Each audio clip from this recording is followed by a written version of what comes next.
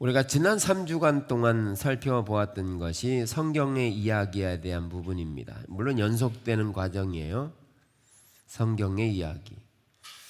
모든 사람들은 이야기를 가지고 있다라고 했죠.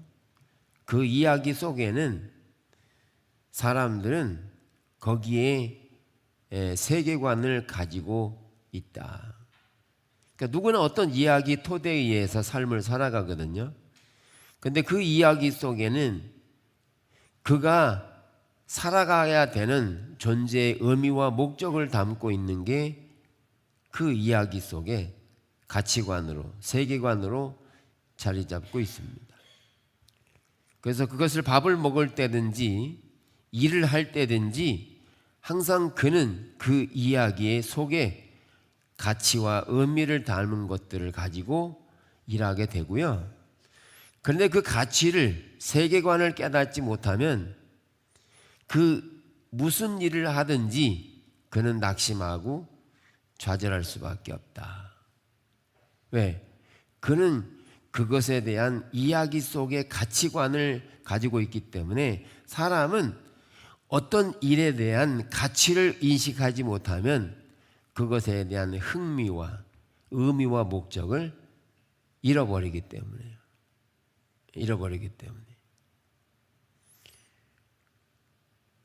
그래서 우리가 자녀를 낳더라도 그 자녀를 위해서 온갖 희생을 다하는 이유는 부모가 아니면 그 자녀를 키워낼 사람이 없기 때문에 그 가치를 위해서 부모의 모든 삶을 다 희생하면서까지 길러내는 거죠.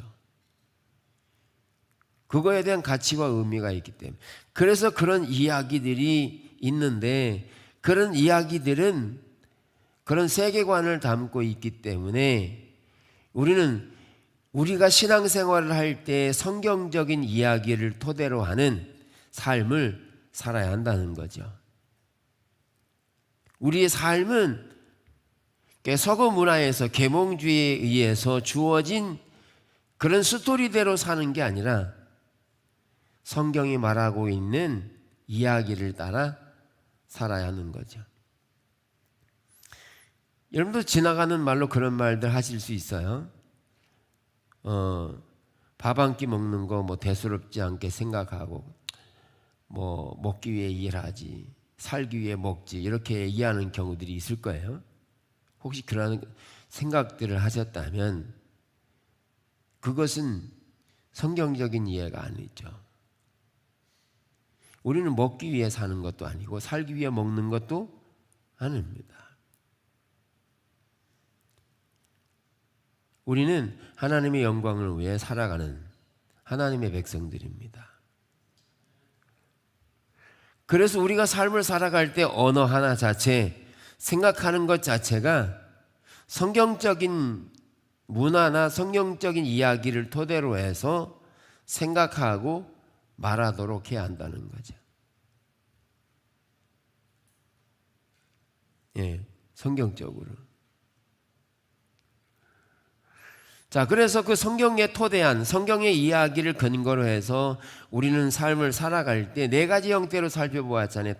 창조와 타락과 구속과 회복에 대한 이야기를 이렇게 네 가지 형태로 살펴보면서 이것은 하나님이 창조하시고 타락한 인간에게 구속을 가져오는데 이 구원은 보편적인 내용을, 포괄적인 내용을 담고 있기 때문에 우리가 구원받는다는 말 속에는 단순히 예배 드리는 것뿐만 아니라 삶에 있는 모든 영역이 다 구원의 영역이라고 하는 것을 이해해야 한다 하는 거죠.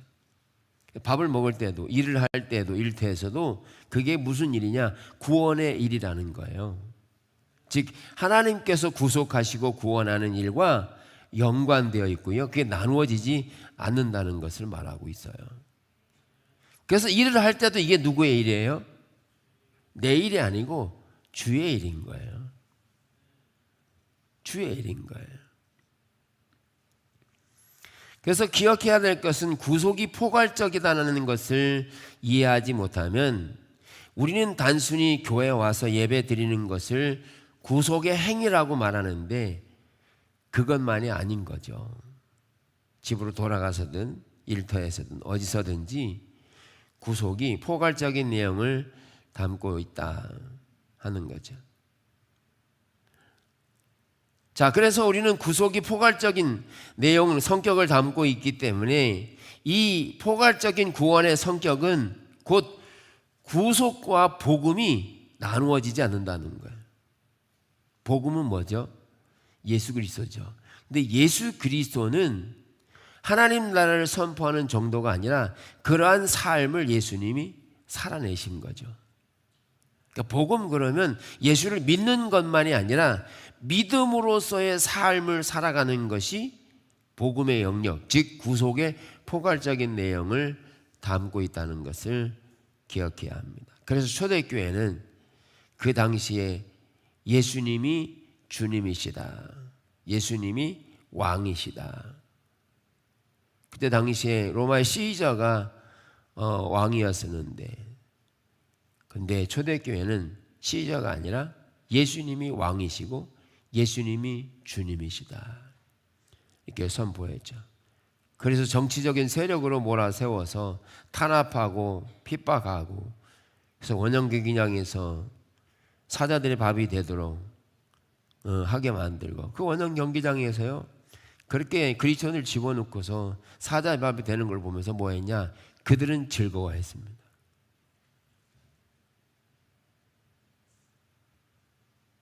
예.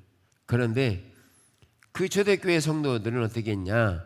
그런 가운데서 자기들을 잡으러 온 자들에 대하여서 육체대로 공격하고 싸우고 그러지 않고, 오히려 그들을 용서하고 축복하고, 원형경기장에서 죽어가면서도 사랑의 형제, 사랑으로 위로하고 격려하고, 그런 복음의 삶을 살아갔을 때 로마를 뒤엎어버리는 이 길을 한 게 결국은 성경의 이야기를 따라 살아간 삶의 이야기임을 말하고 있고요. 그래서 복음에 대한 이해를 올바로 해야 한다. 복음을. 그래서 구원받는 것, 구속이라고 하는 것은 단순히 교회 안에서만 일어나는 일이 아니라 구원은 포괄적인 모든 삶의 정치, 경제, 사회, 문화 모든 영역의 구속이 필요하고, 그런 삶의 영역들이 필요한 총체적인 일임을 볼 수가 있다는 거죠. 그래서 구속은, 성경 이야기의 구속은 창조와 타락과 구속, 회복에 대한 모든 내용을 다 담고 있어요.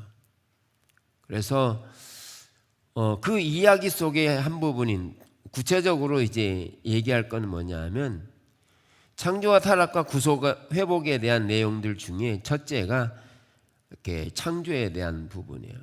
성경의 이야기는 창조로부터 시작되는 것을 볼 수 있죠. 성경에 의하면 하나님께서 모든 창조 세계를 창조하셨습니다. 모든 세계를. 그래서 우리 그리스도인은 이 세상 누가 만드느냐? 하나님 만드셨다는 거죠. 아멘. 하나님 만드셨다는 거예요. 하나님 만드셨을 뿐만 아니라 하나님의 형상으로 인간을 창조하셨다. 그래서 하나님의 형상으로 우리를 창조하셨다라고 할 때, 성경은 드라마라고 하는 책에서 바솔로미오와 고희는 이 내용을 이렇게 네 가지 형태로 정의를 해요. 창조에 대한 부분에 대한 것을. 그 네 가지의 첫 번째가 뭐냐 하면, 하나님이 창조하셨을 때 그 창조는 하나님과의 친밀한 관계로 창조하셨다는 거예요. 하나님이 창조하셨을 때. 창조는 없던 것이 새롭게 생기는 거잖아요. 그러니까 우리 가족으로 말하면 남녀가 만나고 결혼하고 그 다음에 자녀를 낳아요. 그러면 자녀가 생긴다는 말은 새로운 게 생긴 거잖아요. 그러면 새롭게 생긴 것은 뭐죠? 그 새롭게 생긴 자녀가 부모와의 관계를 형성하는데, 그 자녀가 곧 부모와의 사랑의 관계로 생긴 거죠. 이 관계를 말한다는 거죠. 물건도 여러분들 물건 하나를 구입하면 없던 것이 새로 생기는 거잖아요. 그러면 그것과 관계를 하기 시작한다는 거죠.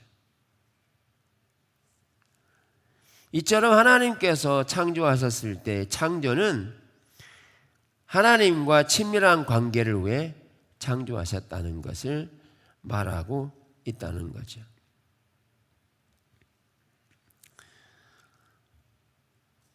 그래서 하나님께서 하나님의 백성들을 창조하신 것, 새로운 관계, 하나님과의 관계를 말하면서 이 하나님과 그 창조된 모든 것들과의 친밀한 관계는 성막을 떠올리게 한다. 예. 성막을 떠올리게 한다. 하나님과 그들 가운데 만나는 하나님과의 친밀한 관계로의 의미를 말하고 있고요. 그리고 하나님과의 친밀한 관계는, 친밀한 관계라는 말 속에는 그 하나님과 만들어진 모든 피조물과의 관계에서 그들이 존재하는 이유와 방식이 될 거라는 거죠. 관계는. 그러면 하나님과 친밀한 관계는 뭐냐 하면, 우리가 하나님이 창조하신 모든 것들이 하나님과 관계하기 시작하고 그 관계되는 모든 것들이 새로운 창조로서 존재하게 되고 그 존재하는 방식을 따라서 하나님과 교제하게 되는 것을 말하는 거죠. 예를 들면 하늘의 별, 달, 해 이런 존재들이 있게 하셨잖아요. 그 존재들이 있게 했다는 것은 하나님 만드신 존재의 방식대로 살아가되 그 존재의 의미가 다 있도록 창조한 거예요. 근데 이 모든 것들이 하나님과 우리와의 친밀한 관계로 주어지기 위해서 창조된 것을 보면서 하나님은 하나님과 친밀한 관계를 나눌 하나의 패밀리로, 가족으로 우리를 창조하신 거죠. 그래서 하나님께서는 우리에게 친밀한 관계를 원하셨습니다. 그래서 하나님께서 우리를 창조하셨을 때 그 창조하신 모든 것들이 좋았습니다. 타락하기 전까지는. 그래서 하나님이 창조하신 모든 것들이 얼마나 좋았던지 하나님께서 창조하시고 나서 좋았다, 좋았다. 타락하기 전까지 하나님께서 너무너무 기뻐하시고 즐거워하시고 좋아하신 모습을 볼 수가 있습니다. 하나님과 우리와의 친밀한 관계는 하나님 보시기에 심히 좋은 것입니다. 사랑의 관계가 무너지고 하나님과의 관계가 무너지면 우리는 삶의 존재의 의미와 가치를 땅에서 찾게 됩니다. 그리스도인들조차도 우리가 존재하는 이유를 땅에서 찾기 시작하면 하나님을 잃어버린 겁니다.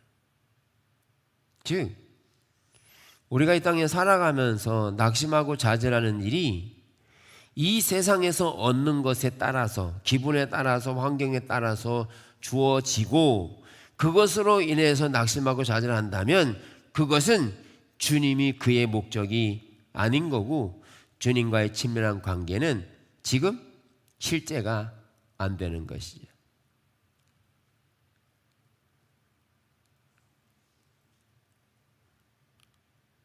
예. 하나님과 친밀한 관계는 그래요. 하나님과 친밀한 관계를 떠나면 타락한 본성에서는 다른 것으로 그에 만족하려고 하는 이해를 가지게 돼요. 예. 다른 것으로 만족하려고 하는.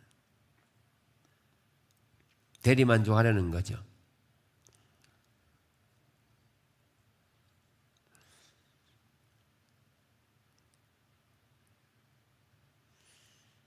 자, 그래서 우리가 하나님과의 친밀한 관계를 이렇게 누리는 데 있어서 우리가 지속적으로 세 가지 요소를 말하잖아요. 하나님과 친밀한 관계를 위해서 하나님을 알고 살아가는 게 매우 중요하고요. 그리고 하나님이 인격체라고 하는 사실을 선명하게 인식할 필요가 있어요. 그러니까 우리는 하나님이 인격체라고 하는 사실을 잊어버리고 의식으로 자꾸 하나님께 나아가려는 경향이 있어요. 예배를 많이 드리면, 기도를 많이 하면 하나님과 친밀한 것으로 이해하는데 그게 아닙니다. 의식을 아무리 많이 해도 하나님과 친밀하지 않아요. 의식이 본질이 아니고요, 인격체이신 그분을 알고 사랑하는 것이 하나님과의 관계를 형성합니다. 의식은 인격체이신 그분을 표현해내는 방식이에요. 다시 말하면 사랑의 관계가 형성되면 의식을 통해서 많은 것들을 표현해낼 수 있는 것이지, 친밀한 가운데 있지 않으면 의식은 의미가 없어집니다. 의식이 필요 없는 게 아니고 중요합니다. 그런데도 불구하고 하나님을 알고 사랑하는 것은 개인적인, 인격적인, 친밀한 사랑의 관계임을 알 수 있습니다. 가장 쉽게 우리가 고통받을 때 하나님이 내 사정 알까 뭘까? 우리는 안다라고 생각하죠. 왜? 성경에도 그렇게 말하고 있으니까. 그러면 내가 어려운 환경 만났을 때 하나님 내 사정 알지. 그러면 그 다음에 어떤 생각이 와야 되는데요. 신나야죠. 즐거워야죠. 막 펄펄 뛰어야죠. 전능하신 하나님이 나와 함께 하신다는 사실을 정확하게 인지하고, 그분이 내 곁에 나와 함께 계시다는 사실을 인식하고 인격체로 알면 낙심하지 않죠. 두려움 없지요. 근데 하나님을 안다는 거, 내 사정 다 알지, 그러면서 한숨 쉰다니까요. 에휴, 하나님 알지 뭐. 그거요, 하나님을 지적으로 아는 겁니다. 실질적으로 아는 거 아니에요. 거기에는 아무런 힘도 능력도 지혜도 없습니다.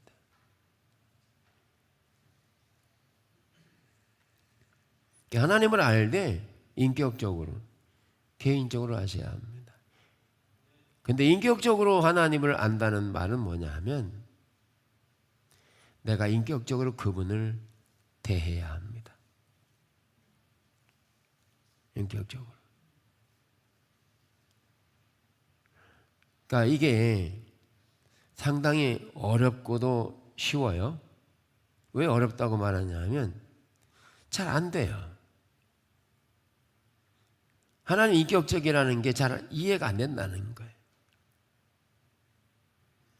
내 속에 있는 사정을 하나님 앞에 아뢰할 때, 인격적으로 대할 때 하나님을 어떻게 이해하냐면, 인격적으로 대하는 게 아니라 하나님을 내가 필요한 것을, 요구하는 것을 들어주시는 그런 수단으로 이해하고 하나님을 찾으니까 하나님의 응답이 없는 거죠.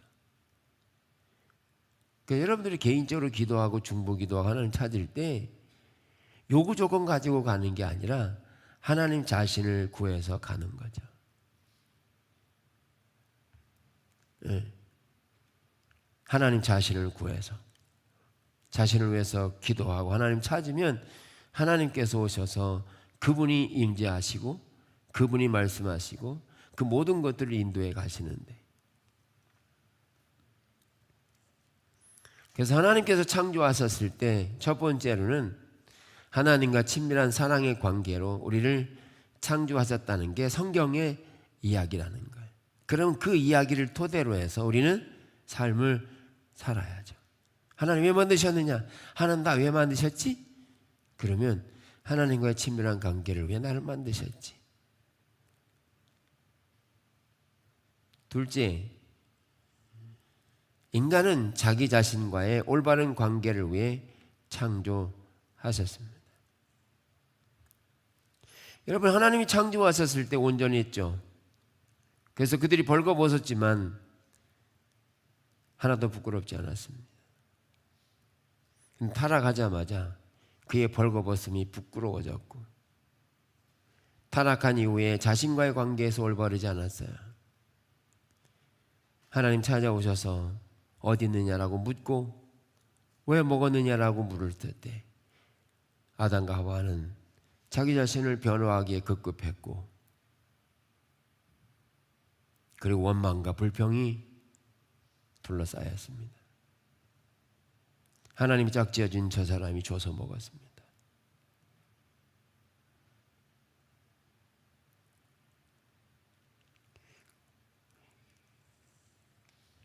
하나님은 우리 자신을 만드실 때 흙으로 빚으시고 그 가운데 하나님의 생기를 부으심으로 육체적이든 또는 영적이든 생각의 영역에서든 하나님이 인격을 우리에게 부어주셨습니다.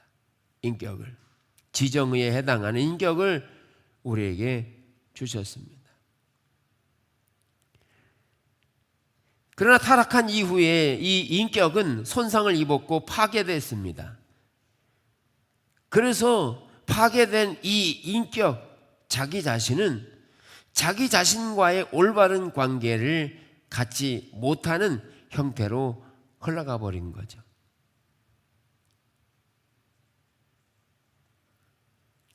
여러분, 옆 사람 쳐다보고 참 이쁘시네요 한번 얘기해 보세요. 멋있네요. 물어보세요. 뭐라고 답변하시는가? 예? 아유, 찌글렁찌글렁한데 뭘 이뻐. 가진 것도 없는데 뭘 좋아. 여러분, 우리가 타락한 이후에 인격은 손상을 입어서 파괴돼서 성경이 말하는 창조된 존재로 이해하지 않고 타락한 상태에서의 그 타락을 가지고 자기의 존재를 이해해요.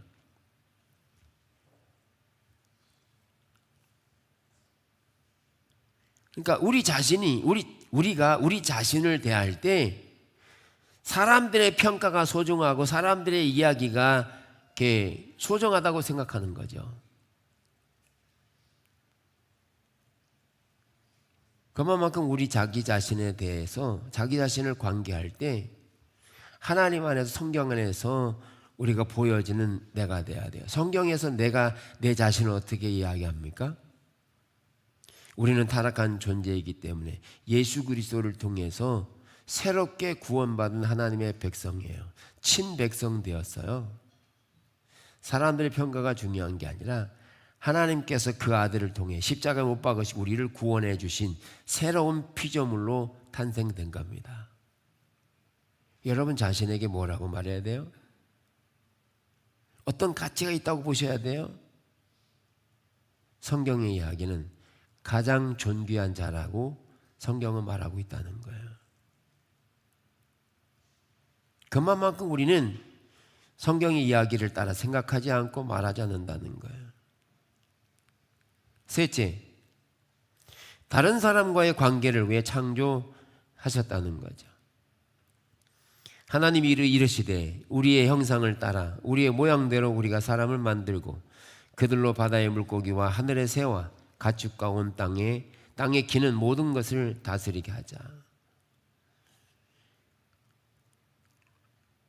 하나님께서 하나님의 형상대로 우리를 창조하셨습니다. 하나님의 형상대로 창조하셨을 때 하나님은 아담만 창조하지 않으셨다는 거죠. 아담을 창조하고 보니까 외로워 보였어요. 그래서 하와를 다시 만들었죠. 그래서 아담에게로 하와를 데리고 오니까 너무너무 좋은 거였어요. 너무너무. 즉 다른 사람과의 관계를 한다는 것은 행복한 일이었고 즐거운 일이었다는 거예요. 근데 타락하면서 인간은 다른 사람과의 관계가 깨어지기 시작한 거죠. 어떻게 해요?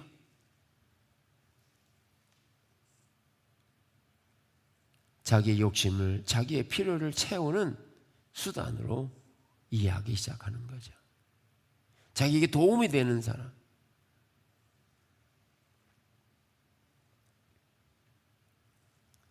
오늘날요, 성경의 이야기를 토대로 살지 않기 때문에 오늘날 심각한 사회적인 문제뿐만 아니라 온 세계가 몸살이를 하고 있어요.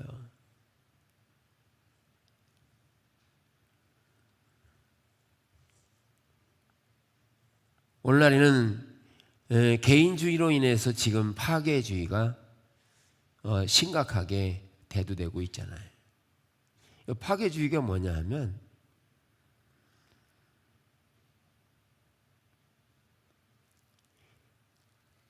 조직이나 단체를 파괴시키는 거예요. 그 뭘로 파괴시키느냐? 개인주의로. 여러 번 말씀드렸지만 공동체의 유익을 위한 일이면 때로는 희생되는 요건들이 필요했어요. 그런데 지금은 개인이 희생되지 않아요. 공동체가 파괴돼도 돼요. 자기만 되면 되는 거예요. 설령 자신이 잘못했다 할지라도 자신의 잘못을 용납하거나 받아들이지 않아요. 그 잘못된 자체가 옳다고 생각하면 그게 공이라고 생각하는 거예요. 그거를 사람들이 받아들이기 시작하는 거죠.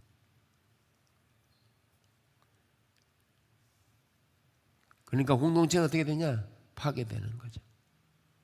그게 학교든 교회든 국가든.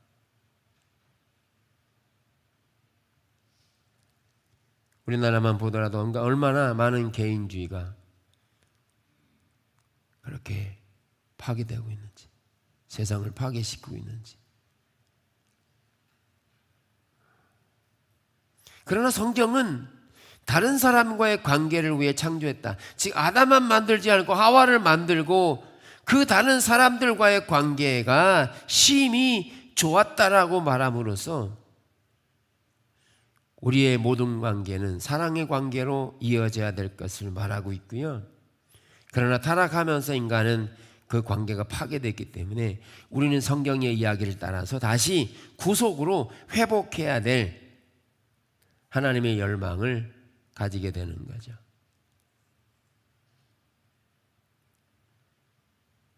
그래서 오늘날 많은 사람들은 자기가 좋아하는 사람 부류 이렇게 나눠놔요.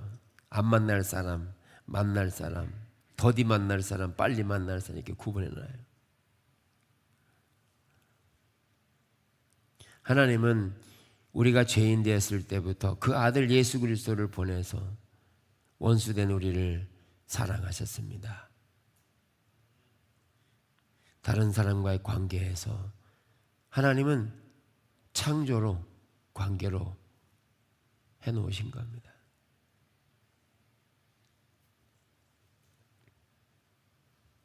하나님께서 보시기에 심히 좋았던 것을 우리가 보기에 좋지 않도록 만드는 것은 창조 질서를 어긋나게 하는 것이죠. 넷째, 창조 세계와의 관계를 위해 창조되었다.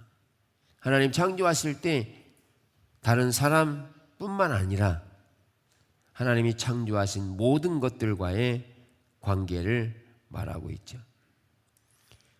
그래서 우리가 읽은 것처럼 우리가 사람을 만들고 남자와 여자를 창조하시고 하나님이 그들에게 복을 주시죠. 그러면 생육하고 번성하여 땅에 충만하라. 땅을 정복하라. 그리고 다스리라. 이러면서 청지기적인 소명을 주시죠. 다시 말해서 하나님이 창조하신 것은 하나님과의 관계와 자신과의 관계와 다른 사람들과의 관계뿐만 아니라 창조된 그 모든 것들과의 관계를 가지고 있다는 거죠. 그래서 창조 세계를 돌봐야 하는 겁니다. 창조 세계를.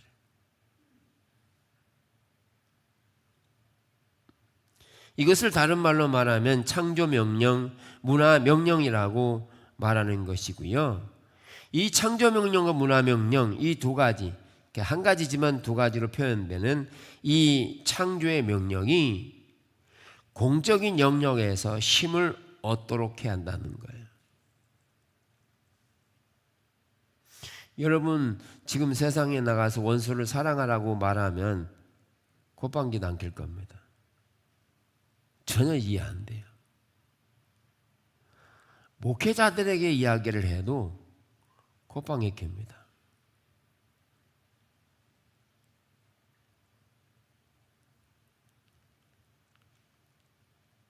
방귀입니다. 이론상으로는 맞는데 실질적으로는 안 만나는 거예요. 그리스도인들조차도 우리는 그 창조의 명령을 따라 살지 않기 때문에 우리는 공적인 영역에서 진리는 기독교가 아닌 것인 거죠.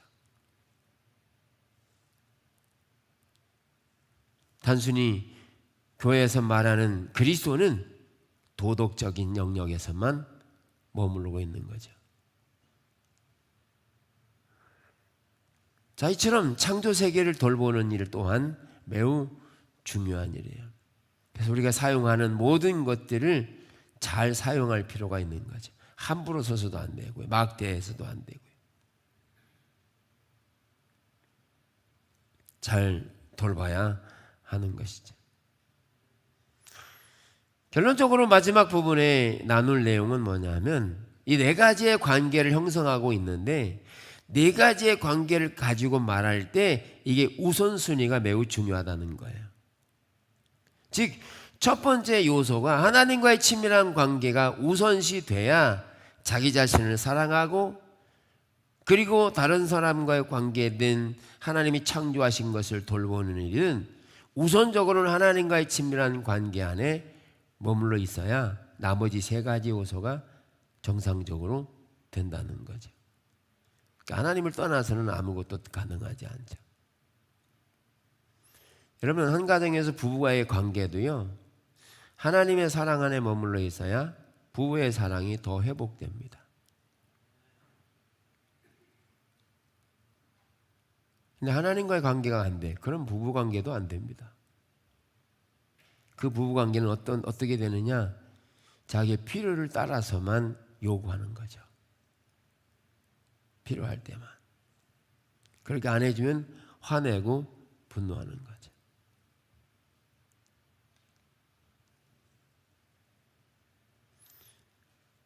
하나님께서 우리를 인격체로 만들었는데 하나님과의 친밀한 관계가 우선시 되고 그리고 그래야 자기 자신을 사랑하게 되고요. 다른 사람 사랑하고 하나님의 창조 세계를 돌볼 수 있는 것이죠.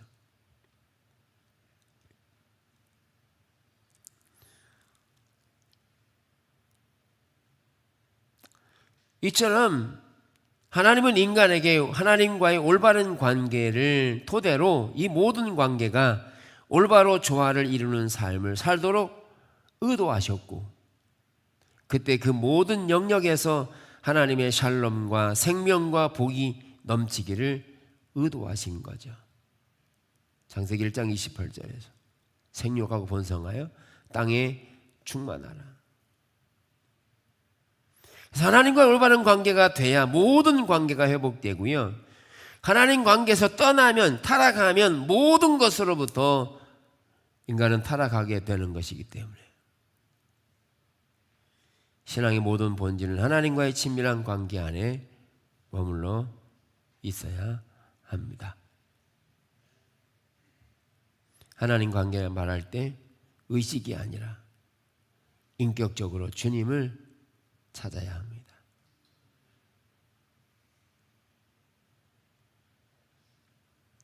그래서 우리는 성경 이야기를 토대로 해서 생각하고 말하고 행동하기 시작해야 되고요. 그렇게 우리의 삶을 문화혁명으로 그리고 창조명령으로 이해하고 그렇게 삶을 살아갈 때 성경의 이야기를 따라 사는 것이고 성경의 이야기가 우리의 삶이 되는 영역으로 변화될 거고요. 그것이 곧 로마를 바꿨던 것처럼 우리가 그런 삶을 살아갈 때 세상은 바뀌게 되는 것이죠. 다른 선택의 여지가 있으면 할 것인데 다른 선택의 여지가 없어요. 선택의 여지가 없어요. 하나님만이 우리를 회복하실 수 있습니다. 그 성경의 이야기 안에 하나님은 모든 충만한 축복을 다 두셨습니다.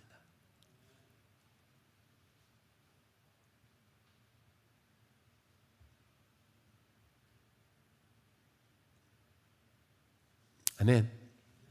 성경 이야기 따라서 삽시다.